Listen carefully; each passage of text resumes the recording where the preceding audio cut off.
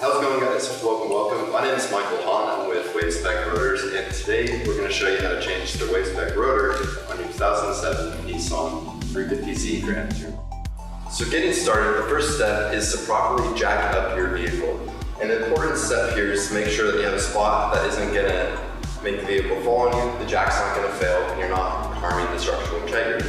In order to find the best spot for this, we recommend you look in your owner's manual or search online for the manufacturer's recommendation. There are a few points that will work much better for you than others. If you look down here, you see that we have a jack stand, and that's the best way to do it, a lot more secure than working under a hydraulic jack. It allows you to work on the vehicle without having really too many components that can fall and create the vehicle to fall on you.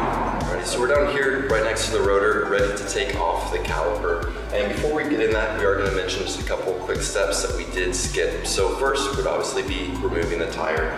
So before we jacked it up, we broke the bolts. Once we got it to a safe jack secured location, we removed the full wheel. You may have noticed that we did leave one lug nut here on the rotor, and the reason for that is once you start removing these pieces, loosening those bolts, it likes to shift around. This makes it easy to manage and keeps things from falling off when you don't want them to. We have two caliper bolts behind the rotor here. We're going to use our impact wrench and just take those off real quick. One thing to note is you may want to support the caliper when you're moving.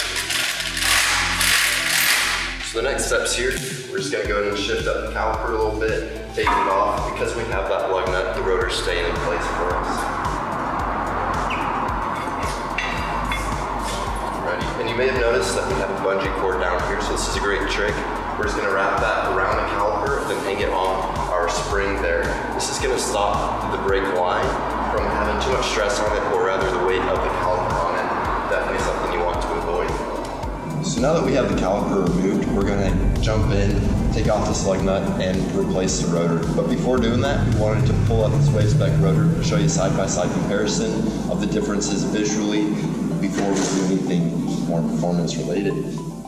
So you can see here this Wavespec rotor obviously has a much different design, and if you're ever curious if it's an authentic Wavespec item, you can see that Wavespec along with the product number is engraved within the inner column of the rotor. Between the two rotors, we're going to remove this plug, replace the rotor with the Wavespec performance rotor, place the plug, and throw on this caliper.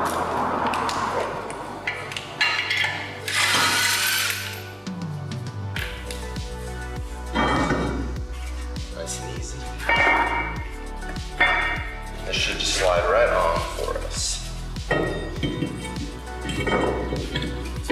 So once we got it on there, we're going to throw another lug on just to secure it as we get that caliper on. Get it threaded with a couple twists.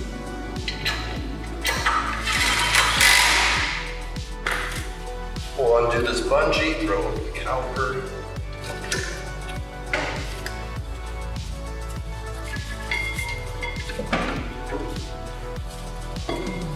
We're going to try to line up those bolt holes for the caliper bolt as we sling that over the rotor.